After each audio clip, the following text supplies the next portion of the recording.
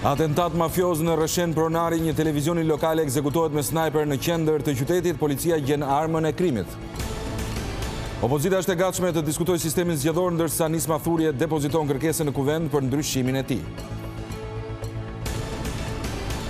Fluks në bashkinë e Durrësit nga qytetarët që presin bonusin e qiras, por gjetja e një apartamenti në qytetin bregdetar mbetet e vështirë.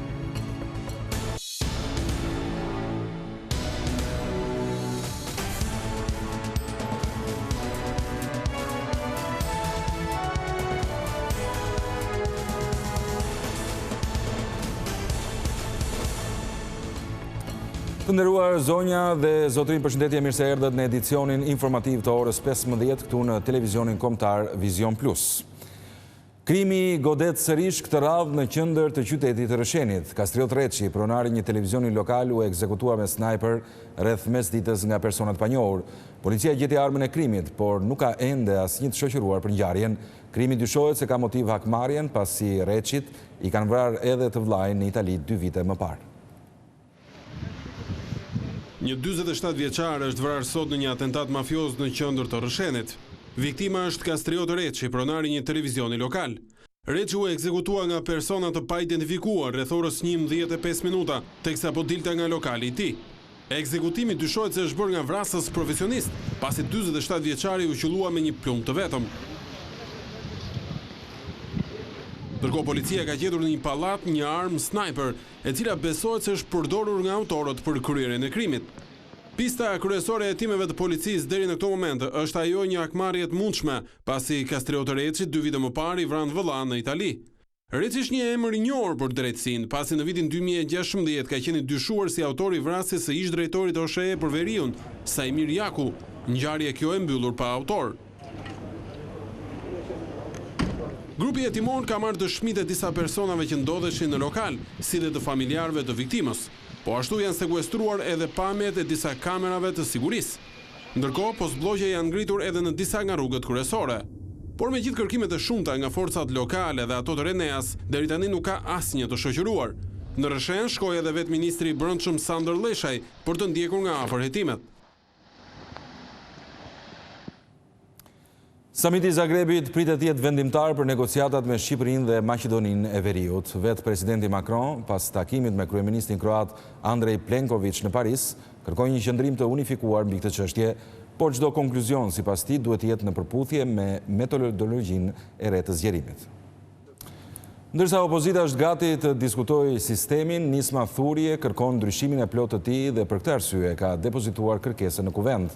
Deri më tani Nisma ka marrë vetëm mbështetjen e Rudina Hajdarit dhe Ralf Gjonit.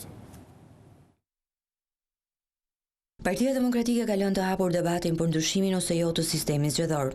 Sekretari për çështjet elektorale në PD Ivi Kaso sqaron se ndryshimi i sistemit është diskutuar në takimet e ekspertëve të opozitës, por vendimarrja për të do të jetë në një fazë të dytë, pasi të mbyllen amendimet që kanë lidhje me rekomandimet e USB-Odirit dhe problematikën zgjedhore në përgjithësi.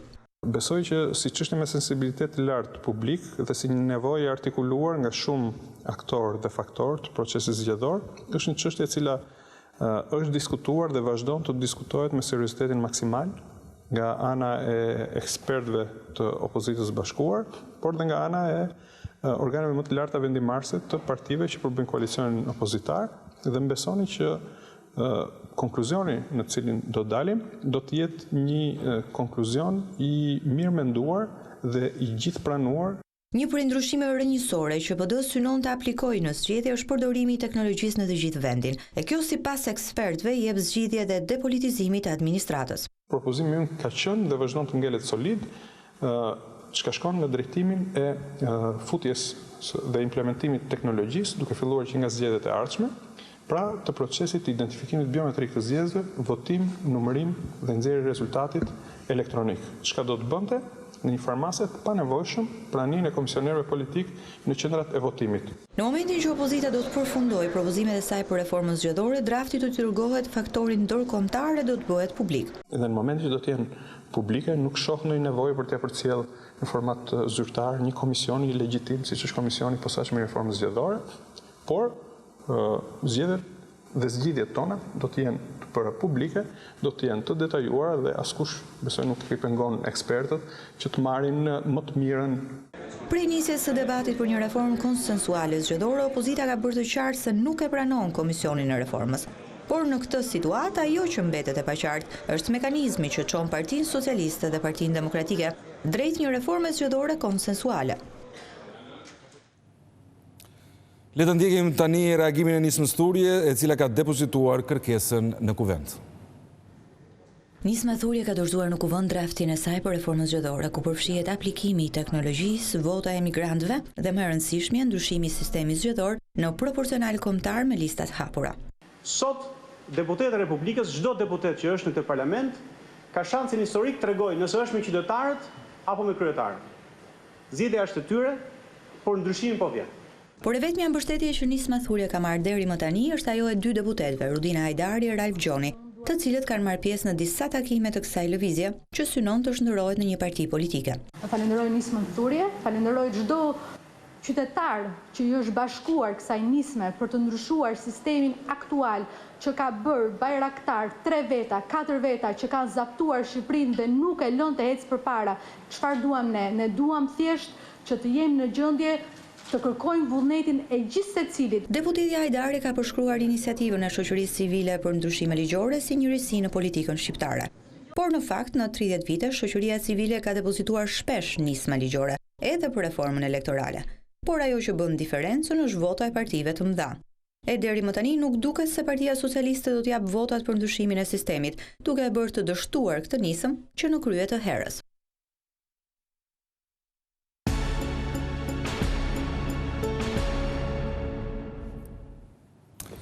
Të gjesh një shtëpi me gjira në Durrës dhe rrethinat e tij është thuajse një mision i pamundur pasi kërkesat janë të mëdha.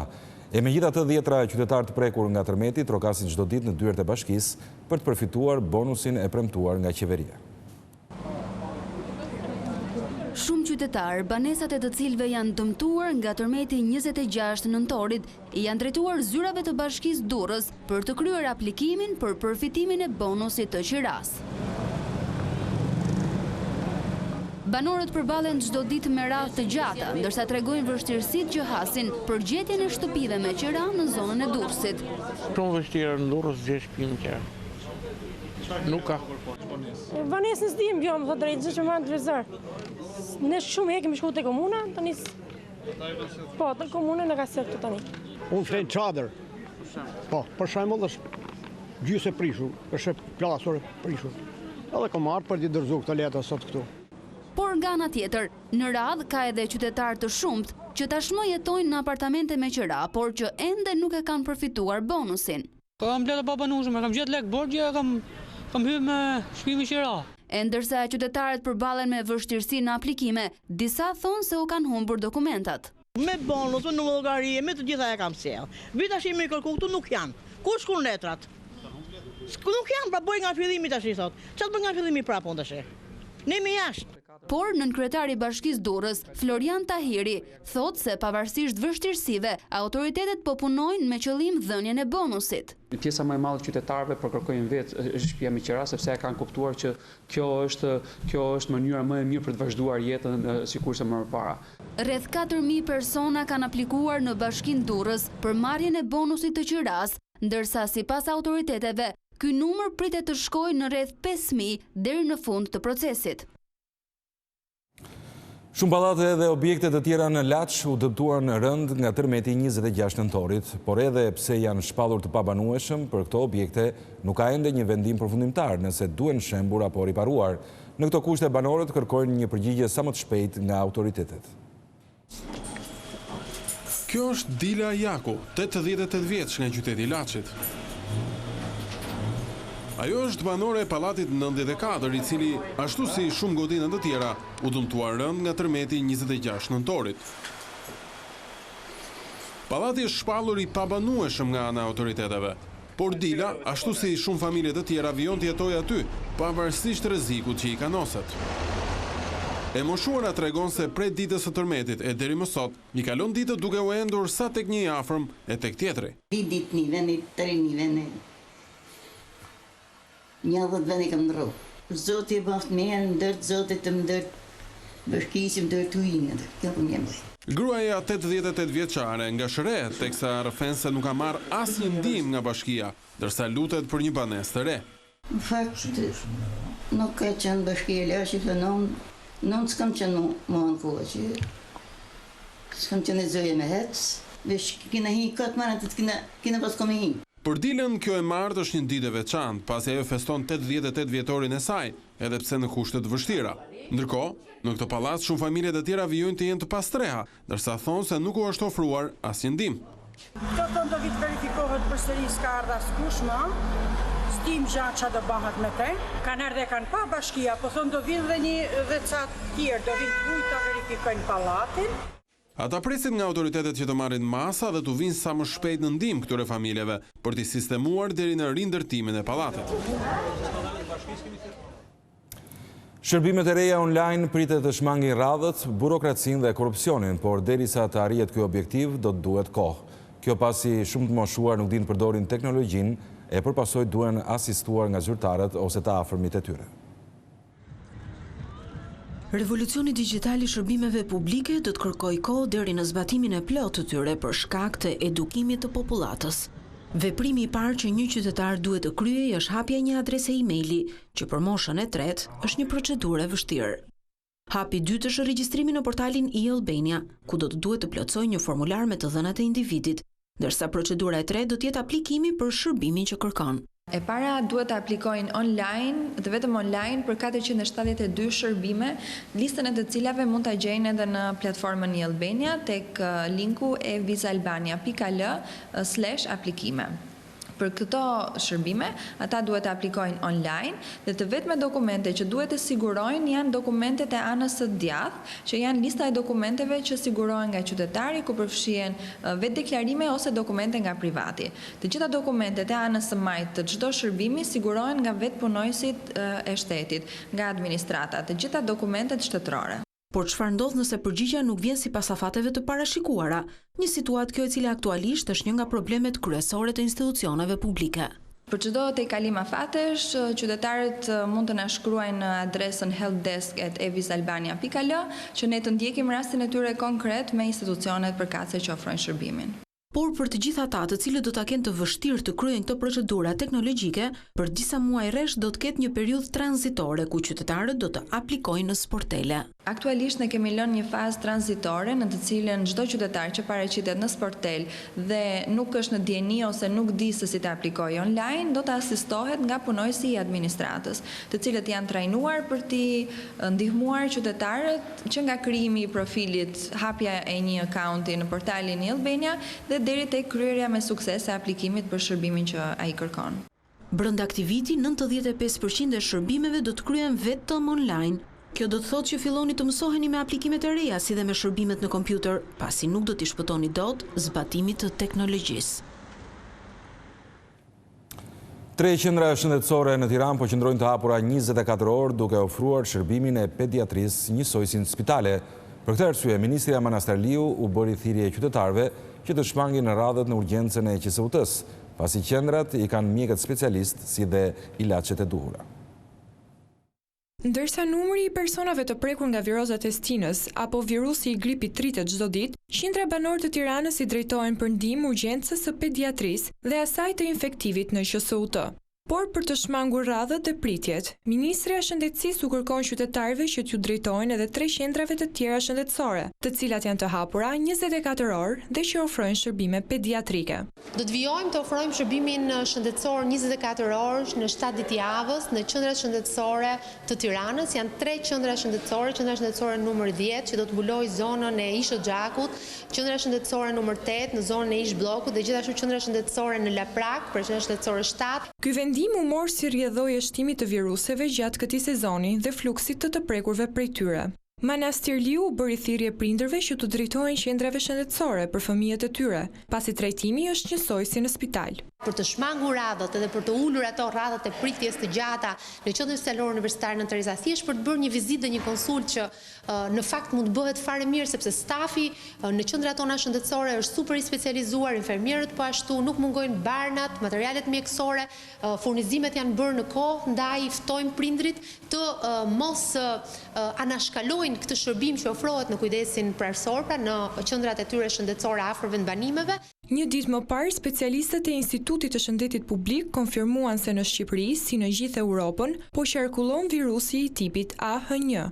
Lëvizja e tij është me intensitet mesatar dhe me tendencë rritje, një situatë e zakonshme dhe e pritshme për stinën. Aktualisht janë rreth 11.000 raste në javë me infeksione respiratore.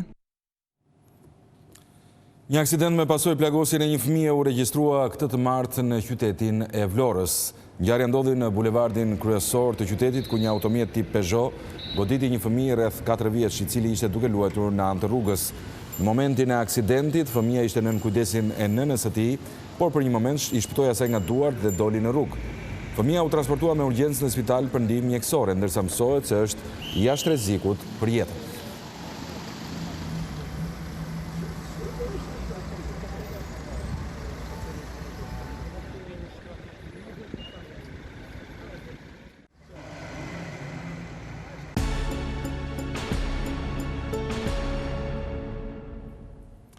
Një ditë pas afatit prej 48 orësh të vendosur nga presidenti Thaçi, Albin Kurti dhe Isa Mustafa pritet të takohen për të diskutuar mbi qeverinë e re.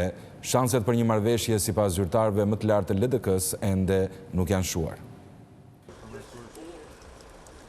Pavarësisht ngërçet institucional të krijuar në Kosovë të dyja partitë politike, Lëvizja Vetëvendosje dhe Lidhja Demokratike e Kosovës, vijojnë të jenë optimiste për arritjen e marrëveshjes për formimin e qeverisë.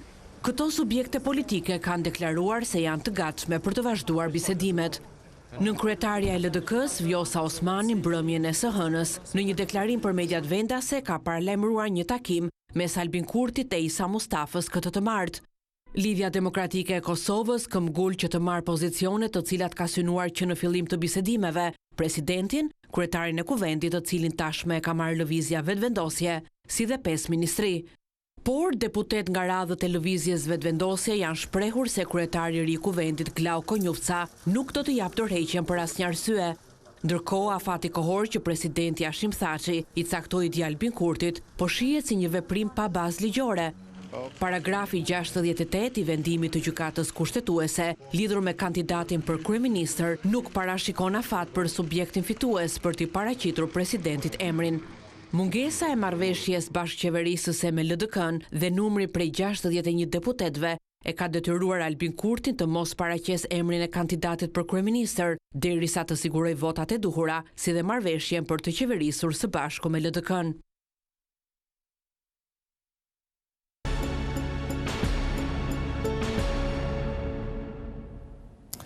Piktoria Blerta Gjomo sjell për publikun ekspozitën e radhës që këtë herë ka quajtur Pezull. Përmes ngjyrave dhe subjekteve ajo është përpjekur të përcjell ndjenjat komplekse që përjeton njeriu në shoqëritë e sotme. Pezull. Kështu quhet ekspozita e 8 personale e piktorës dhe animatorës Blerta Gjomo, e cila në 3 dekada karrierë ka shëtitur me pikturat e saj në hapësira të ndryshme artëdashëse, që nga Kopenhageni, duke zbritur më pas në Itali e Greqi. Edhe pse e vlerësuar me çmim në ekspozitën ndërkombëtare për artin bashkëkohor, V-Art, dhe çmimin e parë në Festivalin Ndërkombëtar të Filmit në Greqi, këtë ekspozitë ajo e quan si një nga më të realizuarat, sepse flet për ndjesinë më komplekse që mbizotron tek njeriu përgjatë jetës, ndjesia e të qenurit Pezull. Pezull e shoh në një ndjesi jo thjesht të Pezullt. Luhet mas edhe pak me këtë. Nuk është një gjendje Pezullt pa ngjarje, është një gjendje Pezullt ku ka shumë akumulim të brendshëm, ka forcë, diku ka protest, por në përgjithësi është vetë perkursi i jetës. Këtë ndjesi, piktoria nuk nguron ta lidhe me gjendjen sociale të shoqërisë, jo vetëm të asaj shqiptare. Artisti është pjesë të tërës, është e pjesë të tërës humane. Pra dhe artisti gjen një rrugë për të treguar ngjarjen jo vetëm te vetja, por përthyet tek ai çfarë ndodh për qark. Kuratori Vladimir Myrtezaj e konsideron ekspozitën si një vepër të plot në të cilën piktoreja ka arritur të luajë mirë me dritën dhe lëvizjen. Kemi 2 regjistra në këtë hapësirë, është një që ka përardhje që vjen nga brendia e saj dhe një tjetër që vjen nga një akt disi ndryshe e pikturës që ajo bën. Vjen sepse merret me shkaktesën e dritës dhe lëvizjes si energji. Është një ekspozitë e pastër. Ekspozita do të qëndrojë hapur deri në 16 janar në Galerinë Fab. Shikues nderuar, ishte gjithçka për edicionin informativ të orës 15 këtu në Vizion Plus. Bashkë kemi përfunduar këtu. Mirupafshim.